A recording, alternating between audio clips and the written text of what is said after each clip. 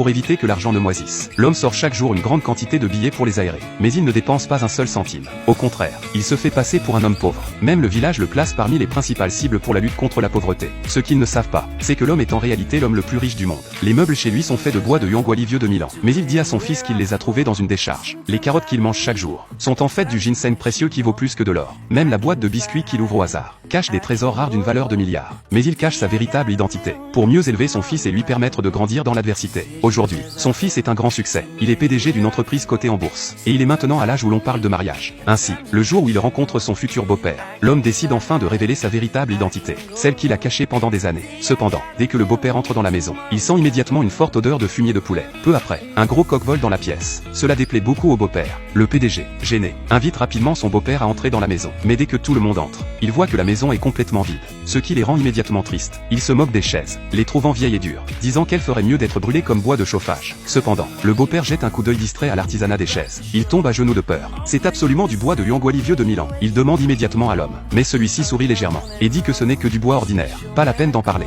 Il prend une tasse de thé d'une valeur de plusieurs millions, qu'il offre à son beau-père pour qu'il la goûte. Mais ce dernier pense que l'homme le trompe avec une vieille théière. Le PDG, furieux, lance la tasse au sol, lui demandant de ne pas se ridiculiser davantage. Cependant, le beau-père, attiré par l'arôme du thé, prend une petite gorgée et commence à trembler. Il ne peut pas croire que le thé est du Wuyi Daon Pao, le thé le plus rare du monde. Le beau-père devient sérieux. Il commence à soupçonner que l'homme n'est pas si simple. Mais la fille pense que son père est devenu fou, en disant que ce thé est interdit depuis des années par le gouvernement. Seuls les chefs d'État peuvent en boire. Un simple fermier ne peut pas boire un thé aussi rare. Le beau-père sort alors un ginseng de 50 ans, et lui demande de l'ouvrir pour voir sa qualité, et de le prendre sans souci. L'homme, voyant le ginseng, devient nerveux, et jette rapidement le ginseng vieux de milliers d'années derrière lui, de peur qu'il soit découvert et que la situation devienne gênante. Mais en voyant sa belle-fille, l'homme sourit légèrement, prêt à surprendre tout le monde. Il sort lentement une boîte de biscuits, lorsqu'il l'ouvre. Cependant, personne ne reconnaît l'objet, pensant que c'est juste une boule en verre ordinaire. Quand l'homme révèle sa véritable valeur, tout le monde est stupéfait. La boule en verre vaut des milliards. Mais il pense que c'est un faux, car un homme pauvre ne pourrait pas se permettre de l'acheter. Le fils avertit aussi l'homme de ne pas exagérer, sinon il va se ridiculiser. Le beau-père appelle immédiatement un expert, mais même l'expert ne reconnaît pas l'objet, et le déclare faux. Furieux, le beau-père brise la boule en verre, et déclare qu'il va emmener sa fille chez lui. Cependant, le PDG s'oppose fermement. Le beau-père,